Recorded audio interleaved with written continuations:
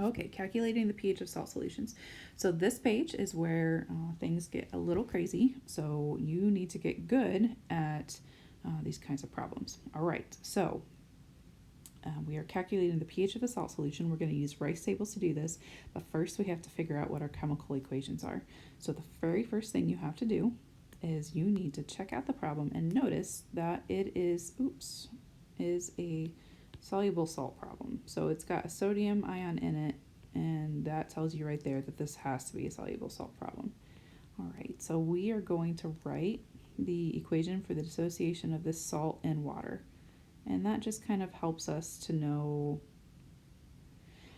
and by the way, this is aqueous, all sodium salts are aqueous. And notice I put a single-headed arrow. We're going to put that in red so that you remember not to mess that up, because it's going to be important when we're looking at our molarities. So sodium, chlorite, hypochlorite, whatever the crap that is, will break up into sodium plus and ClO minus. Okay, let's talk about what's happening here. So sodium plus is part of the strong base sodium hydroxide. It will have no effect on the pH of a solution. ClO minus, however, is nowhere to be found. I mean, you can go back and check, but it's nowhere to be found on that list of strong acids and strong bases. And so that is actually totally going to affect the pH of the solution. And we need to write out the equation to show us how exactly that's going to affect the pH. So I'm going to take that ClO minus and I'm going to write a new equation for the reaction of him plus water. And that is actually going to be the R in our rice table. All right, so I'm going to kind of divide that up. I want to use a black pencil here. All right, so we got ClO minus. Notice it has a negative charge on it, plus water. That negative charge right there tells us this guy is totally going to be a base. Remember the little rules for telling if something was a weak base or something? Negative sign was definitely a sign. And that's not always true, but well, for all the cases I give you, it's going to be true. And, ooh, hey, we should write out our rice table. RICE. And you guys are so good at rice tables these days, yes? We've had so much practice, I hope. Okay, so this is a weak base. We're going to use these kinds of arrows. Remember again, remember they're going to count for like half a point or whatever. Okay, so weak base means we're going to form OH minus as our principal ion in solution. And that means that the the OH minus must have come from here. Water must have lost a proton, which must have come over here to this guy. All right, so that's what's going to be left over. All right, and now we have ClO. I can't put the H on the right-hand side. I have to put him over on the left-hand side. Here he goes. Okay, so that is our balanced equation. We can go ahead and write in initial concentrations. Our initial concentration, this is important. So remember that arrow we drew before? So this 1.11 molar thing is actually a really important number. So it's the same as the concentration of this guy, because this guy had dissociated completely.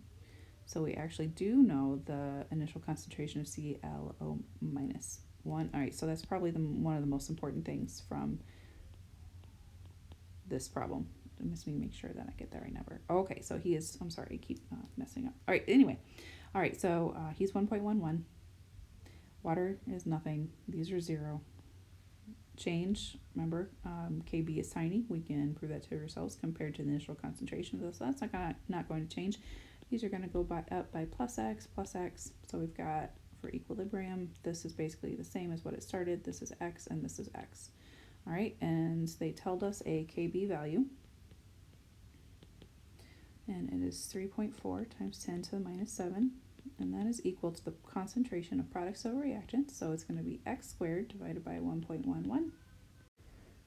That means that x squared will be equal to 3.774 times 10 to the minus 7. When we take the square root of that, we get a sad kitty. Hold on, square root on the answer. Okay, so 6.14 times 10 to the minus 4. And be careful because x here is actually concentration of OH minus. this guy, so we have to be really careful when we take the pH of this. So when we take the P of X, it's actually going to be POH equals the negative log of the concentration of OH minus, which is actually X in this case.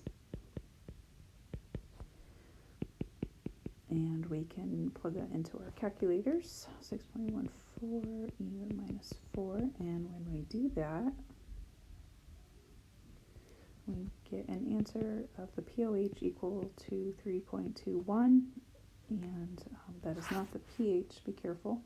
pH is going to equal 14 minus that number. And that is going to be equal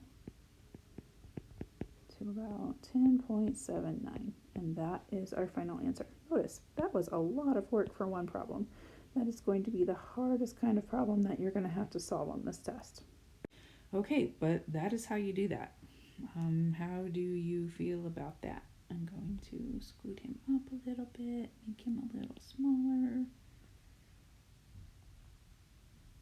make him a little bit prettier, and I figured out that I can kill this dead.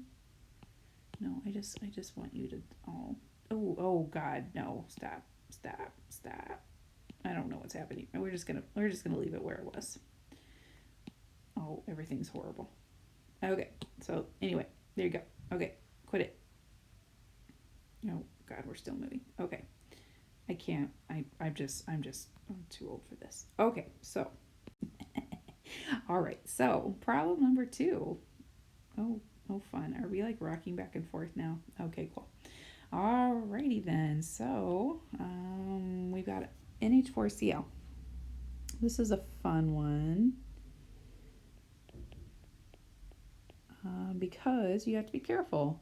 So it's definitely a soluble salt, and we should probably break it up into its ions to see what's happening here. So we've got NH4 plus and Cl minus. Cool.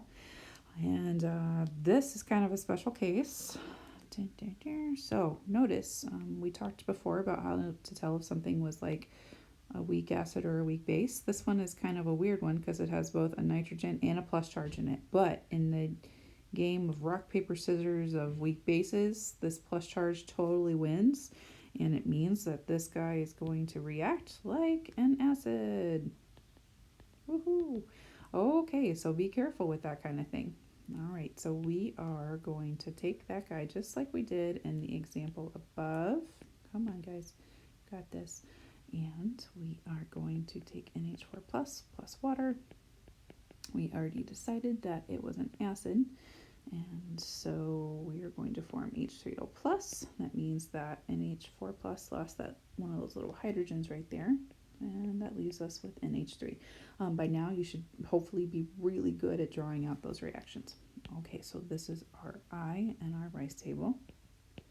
We can go ahead and fill in initial concentrations. So we've got 0.25 molar of this guy, 0 and 0.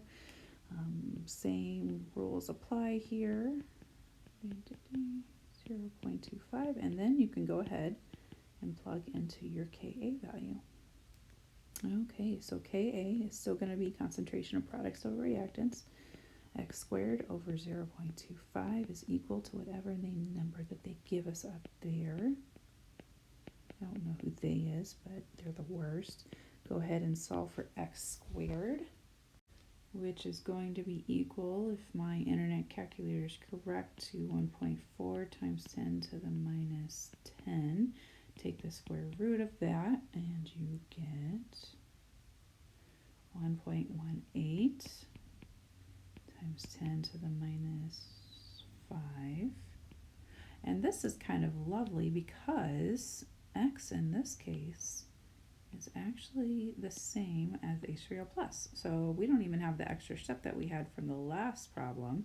We can go ahead and just take the negative log of x, and that'll immediately give us the pH.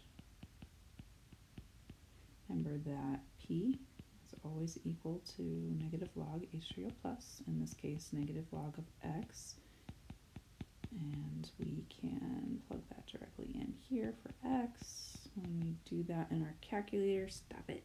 When we do that in our calculator, we get 4.92. Okay, 4.93. And that, kitty cats, is our final answer. Okay, how do you feel about that? Hopefully you feel okay. The rest of this lesson is just solutions for checking your work. Okay, they're going to be worth like, oh no, where'd we go? Those are going to be worth, oh God, where are we?